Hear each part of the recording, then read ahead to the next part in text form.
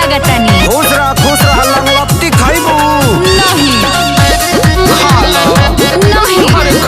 देखी जीजा जी हमके मिठाई पसंद नहीं है। अरे अरे अरे अरे ये का करत रहा?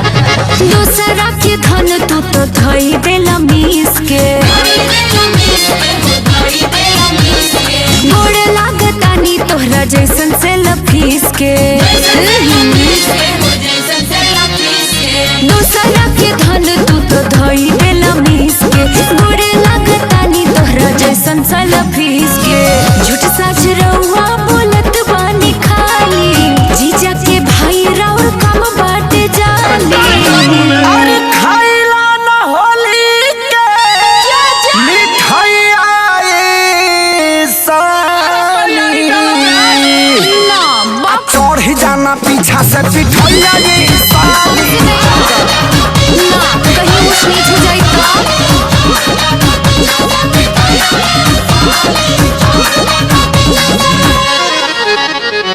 राउर हमर होली खेलल साचो में झगड़ा के घर लगता बड़ी डर लगता। जीजा राउर पिचकारी ला मोहर लगता।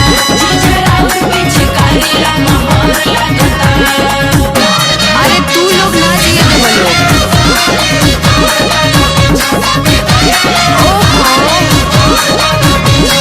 लेके रंग लाला का घस दिन हल्का रहुए पमान दीजनी डीलिंग बुझी तनी फीलिंग दीदी के सना। तू तो बनल बारू सबके चहेती अरे देखही में लगा शिल्पा सेठी की मन करे कोई कुछ देती।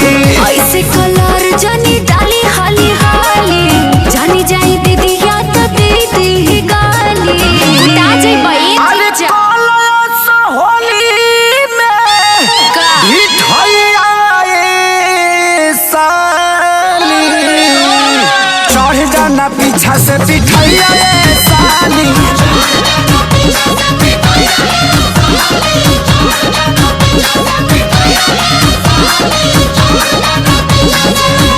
और तहनी पौआ रौआ आइल बानी दीदिया गौआ ऐसे जिदिया न जिदिया तोड़ दीजिए जा हमके छोड़ दीजिए जा साली हो खाला के सजाना बेजोड़ दीजिए जा।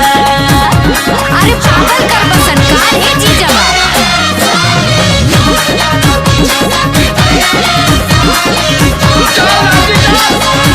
जनी धोखा बड़ी भरोसा है करी रिक्वेस्ट दीदिया के बिथिया पूरा दिए जीजू बनी हस्बैंड बेस्ट। ऐसे काहे बोललू हमर प्यारी मिली मौजा तोहरा के बड़ी पारी वादा करे अखिलेश खेसारी। असुभर मनवा शुभम जी मनाली होके वाला पानी बीबी के घर वाली दबान ही घूमी मुड़ी घंटा मिठाइया ये साली हम ना खाएं। थान के तू चढ़ जा पिठाइया ये साली थान के तू चढ़ जा पिठाइया ये साली। ये सारी किताबा